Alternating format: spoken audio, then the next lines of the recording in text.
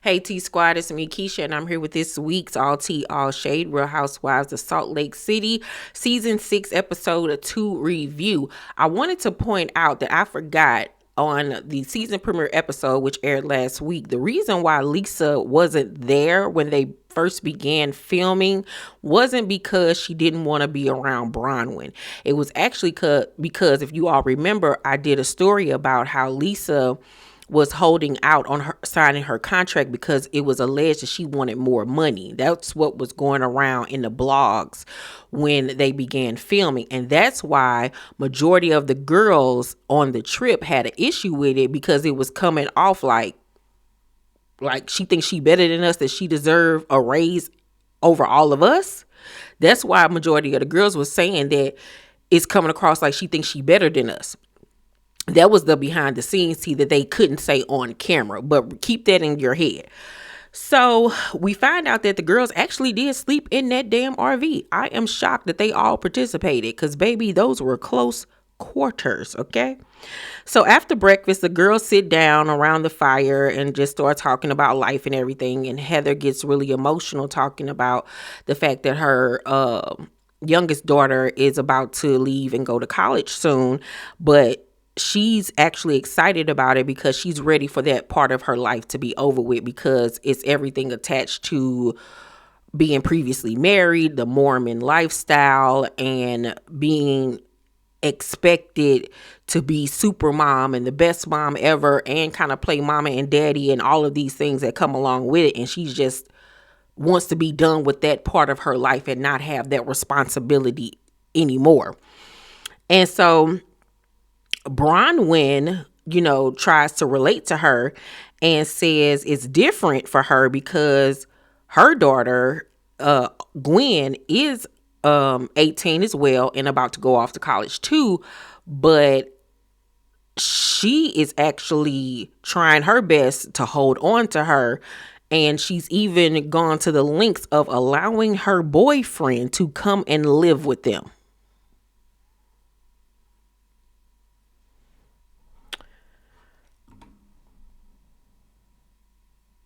Yeah. Uh-huh. It ain't that much holding on in the world that I'm about to let my 18-year-old daughter's boyfriend come live with us just to keep her close. Where is his parents? Why is he living with y'all?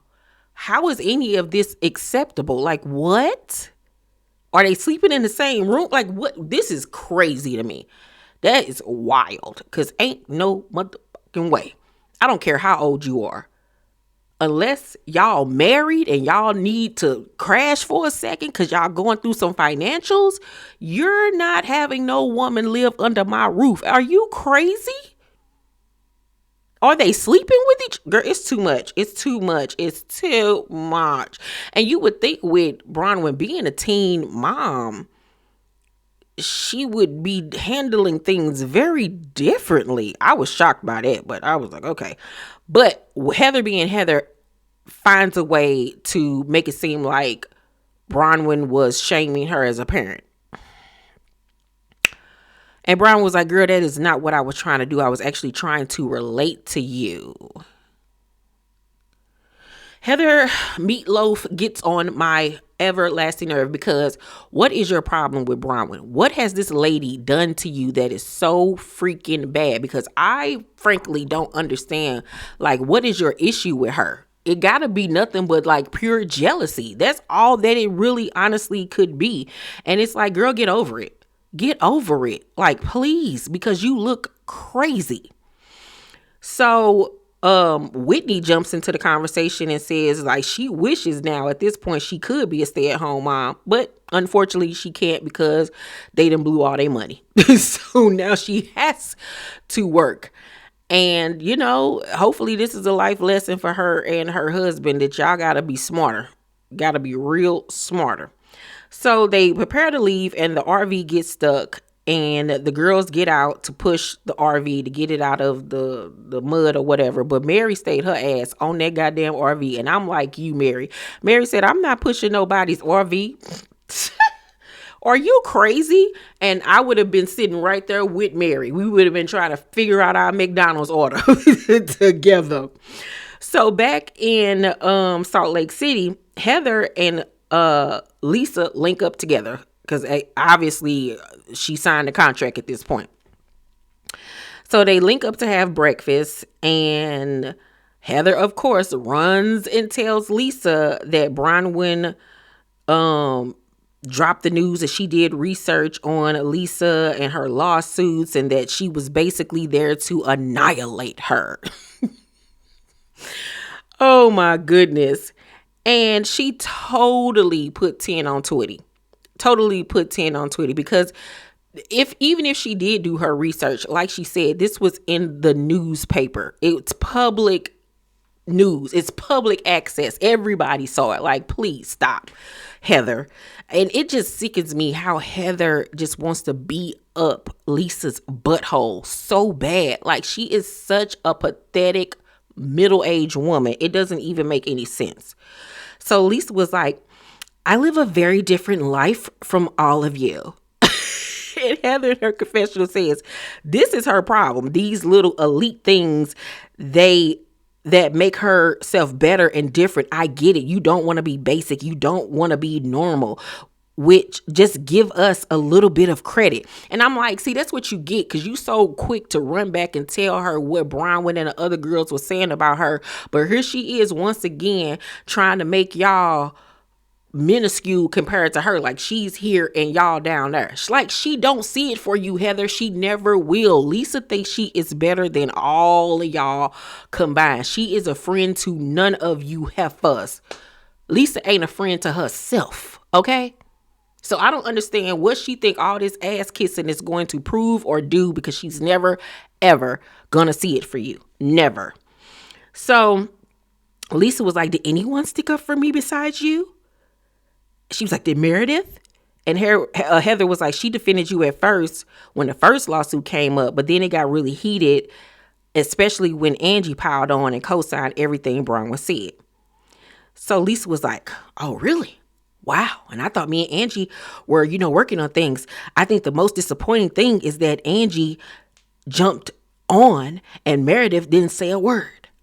And I'm like, she just told you. She did stick up for you. You see how people take what you say and totally flip it or negate certain things because the lady literally just sat here and told you that Meredith did defend you in the beginning. Now, Lisa then took it and spun it and said that Meredith didn't say a word. Like, you can't win for losing.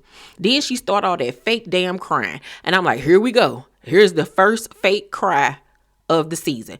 Lisa has perfected the white woman fake cry. And I just be looking at them like, y'all really do believe that she be getting emotional? This is a performance for her. Give her an Oscar, a Golden Globe, a SAG, a Critics' Choice, an Emmy, something.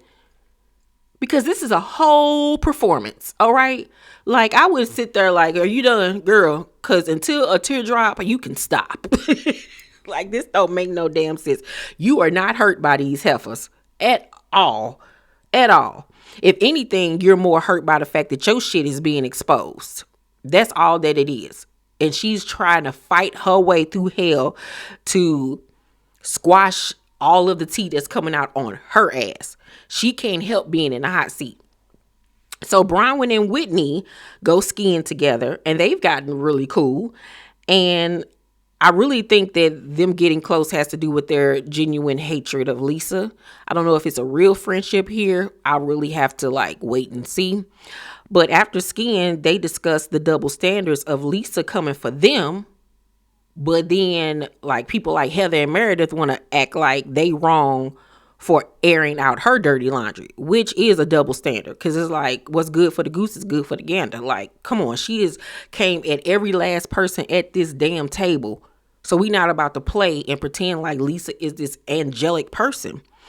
So Bronwyn says that Lisa text messages were submitted as evidence in one of the 5 lawsuits.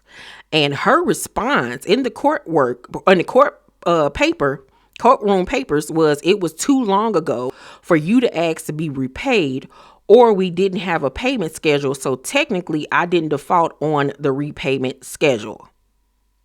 She basically said, nigga, you gave me an IOU. And you didn't write nothing down in paper, so I don't owe you shit. We just had a verbal agreement. Like, other than that, sir, prove it. That's literally what she said. And yo, be honest with me, y'all. Can't y'all see Lisa doing that? I can so see her doing that. That's what's so funny. I believe every word, every word. So Bronwyn was like, if the text messages are real, she's not denying that she didn't take the money. But was also suspect that if John is running Vita, or they're running it together, then why does the lawsuit suggest she didn't want him to know about the money? And Whitney was like, he didn't know? Like, she's shocked by this because she didn't know all of this tea. Like, all of this tea wasn't in the newspaper. Like, Bronwyn had to do some digging to find this out, and I ain't mad at him.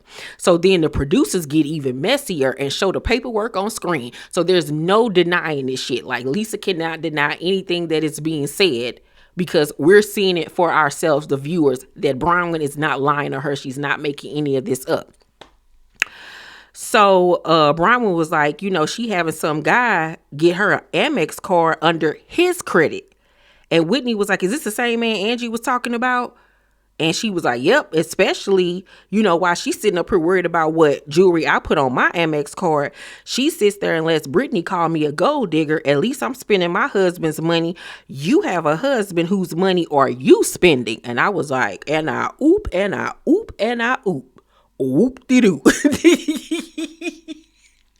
Bronwyn was clocking Miss Lisa, honey. Yes, ma'am. And I'm here for every bit of it. I'm here for every bit of it. And I was thinking as I was taking my notes, I hope she have this same energy when she does come face to face to Lisa. And my girl did not disappoint. Bronwyn is redeeming herself. Yes. So then we go to Mary's house, and she has a very sad, solemn scene with Robert Jr. He comes in her room to talk, and it's visible to anybody with eyes, to anybody with a retina, to anybody with an iris, that this boy is high as a kite. High as a kite. And that wasn't just no high off of weed. That wasn't high off weed. That boy was back to popping pills. That boy was pill high. He could lie to Mary all he want, but that was a pill high. That was not no damn weed high. Well, he probably had smoked weed, but oh baby, it was more than that. Way more than that. So he comes in and he tells her that he's still struggling with not getting high and changing his everyday routine, because when he comes home and goes in his room, it's a constant reminder of when he was getting high in his room. That's what he was doing for a few years. So it's hard to go back into that same space and not be doing the things that he was doing. And then he goes on to talk about how he's isolated himself because the people he used to hang around with were the people he got high with. So he really is stuck pretty much. And Mary is just telling him, you got to make better choices. And, I don't want you to backslide and all of this type of stuff. I do think that he needs to leave out that room. Maybe fix him another room. Get rid of everything in that room, start fresh, do something. But I do think that is a constant reminder of what he was allowed to do in that room. And I don't understand how Mary did not know for 3 years this boy was in that room getting high. Like, you couldn't tell? Or was she just trying to pretend like it wasn't happening? Because, come on, it was visible that this boy was getting high. So, he then goes on to say, now that I'm isolating, I'm getting my stimuli from unhealthy sources. And Mary was looking like, I know you're not about to do this to me again. Why these cameras is going, like, is he really about to tell me he getting high again? So she was like, unhealthy sources like what? And he was like, food and drugs. And she was like, he was like, weed or whatever. So she was like, whew, Jesus. But she was like, are you high? Did you get high today? And he was like, yeah.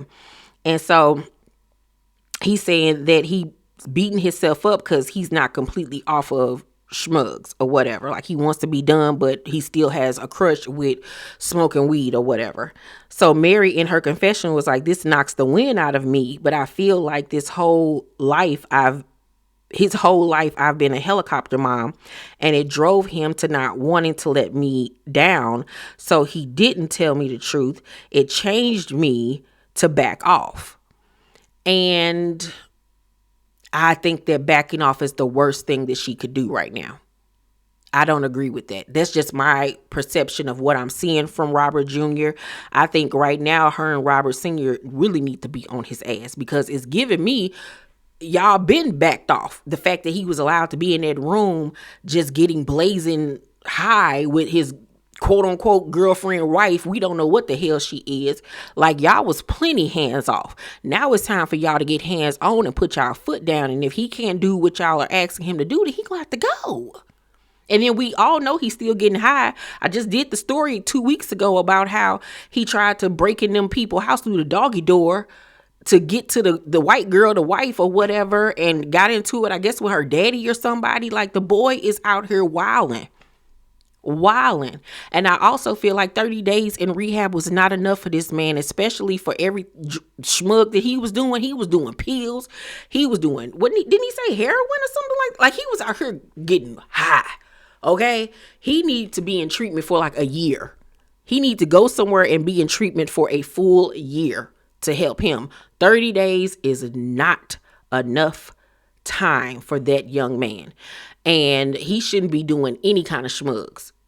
None. Because one is going to be a gateway for the other. And like I said, it was obvious to me that wasn't just weed he was on. He was on something way stronger and heavier than that. And I feel like he was not being all the way honest with his mama. I think that he was putting out feelers to see how she was going to react to him saying that first, and then come back later on, if he does or not, and admits the full truth.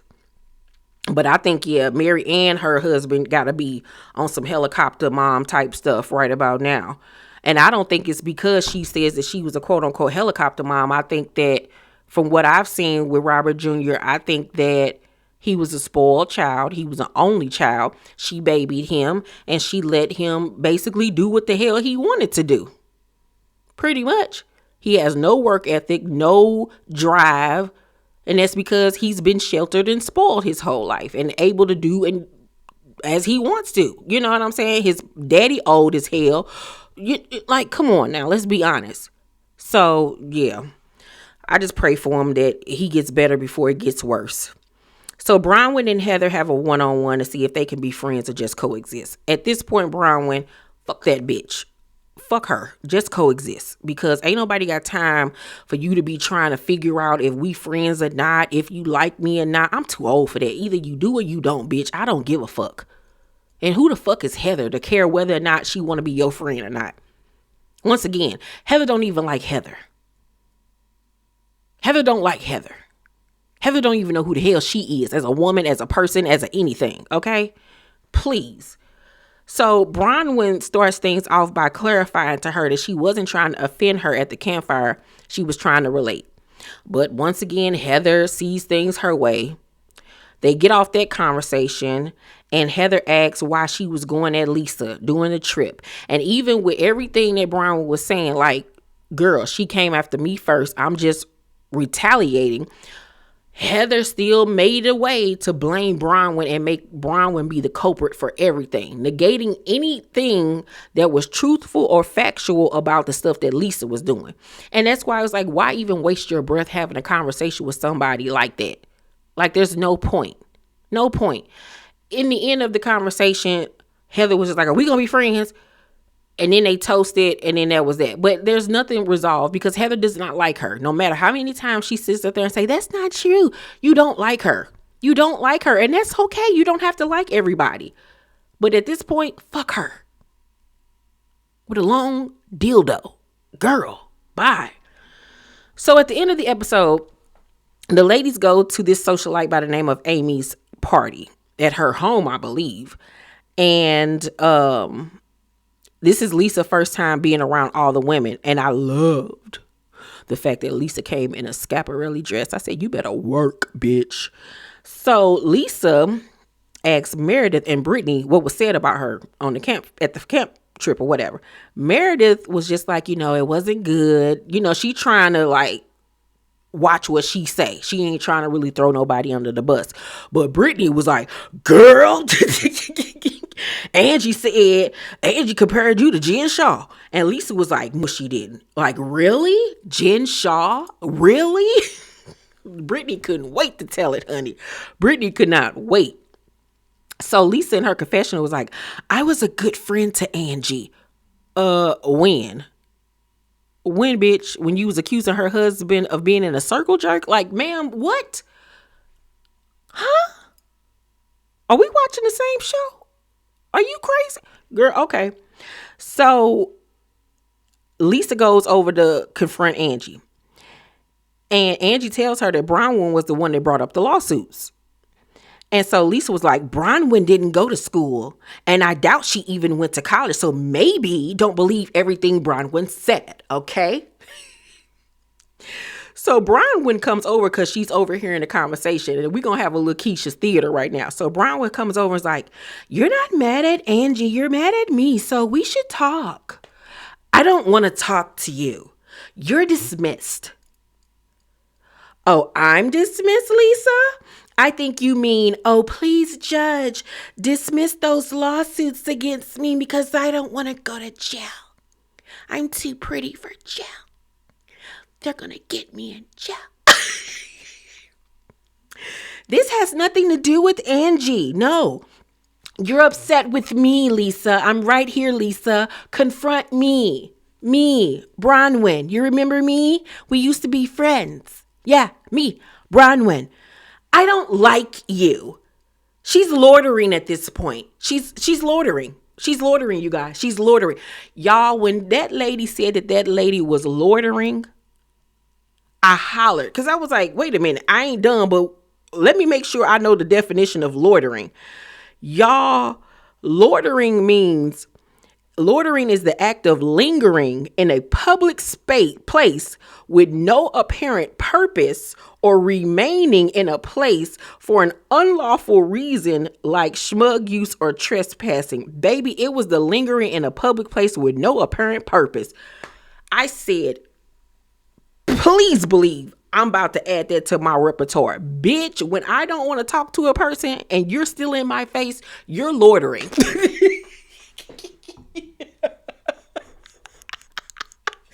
That is the most disrespectful shit I ever heard in my life. I can't wait to use that. So mind you, outside, all the husbands are together and Seth is questioning Jared about his relationship with Brittany. He's like, do you love her? He's like, yeah, I do love her. So you're not in love with her? Yeah, I am in love with her. So you're in love with her. I mean, I don't know, guys. Jared is just there for the cameras, okay? Girl, bye. So then back inside, Lisa was like, I have zero interest in talking to you. You talk to everyone about me and you don't want to talk to me? That's crazy, Lisa, because I said things about you that would make people have a question and a pause about things that are going on. Am I right? Am I right, people? Yeah. I have a question and a pause about you, gout dick sucker. People, T-Squad members, YouTube community,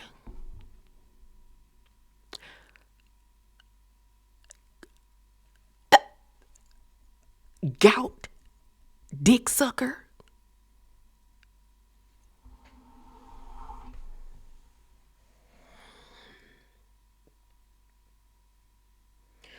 Throw me in the Mississippi River and watch me drown. Yo,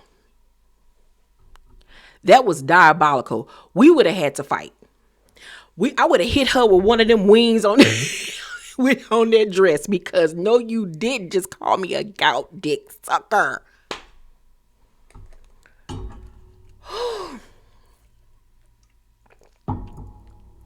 That was crazy. That was, you got her with that one, Lisa. You got her with that one. Point one for you. So After that, Bronwyn says, "Cause I'm telling you what's public record. Now I'm a dick sucker? A dick sucker, Lisa. Really? A dick sucker? Really? I couldn't be a penis popper? Really?" So then Lisa say, "No, you were a dick sucker before. That's how you have clothes." Well, at least my husband, who pays for my clothes, yeah, he pays for my stuff. Who's paying your Amex bill, Lisa? Someone is in the court record saying he pays for it. He took all the financials to court, Lisa. You can yell all you want, it still doesn't negate the facts, ma'am. That's a lie. That's a lie. I just want to let everybody know here that that is a lie. She's a liar. She's a fibber, okay? She's a liar. A liar, okay? Liar. It is in the court records, though, Lisa. No, it's not, Whitney. It's not. And then the producers put it on the screen again, just in case we forgot. Mind you, all of the party goers are watching this go on, and they are appalled. They are appalled, even though they knew that this was going to go down. I mean, like, they knew. So then Brown was like, "Don't put your finger in my face. I'll do whatever I want. Are we going to get the head now, too? Are we going to get the head nod too? Huh? Are we going to get the head nod too? You can make fun of me all you want. It's not going to clear up those lawsuits, love. Cash will."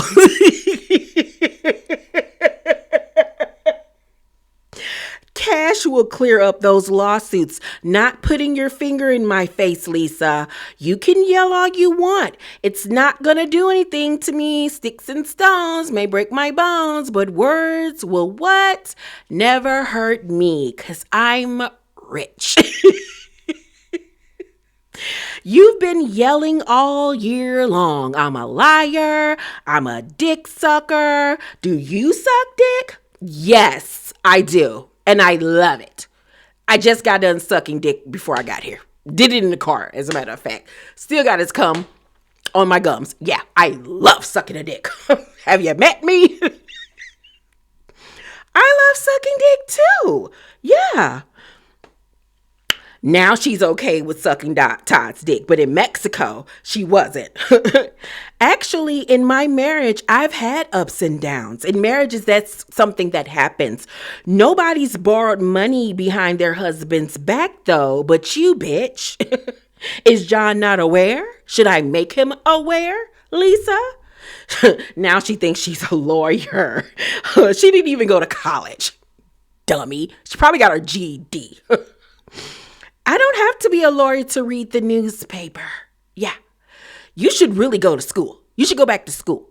Go to community college. Do something with your life. Go to ICDC college. Yeah. Go where little Romeo with Bronwin.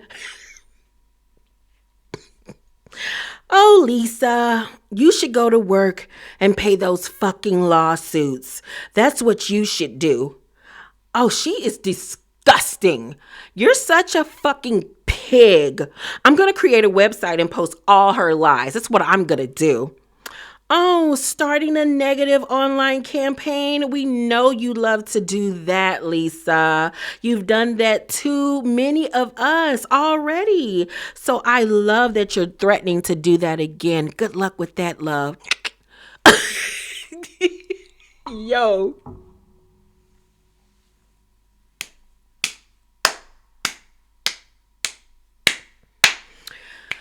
Bronwin tore Lisa a new one.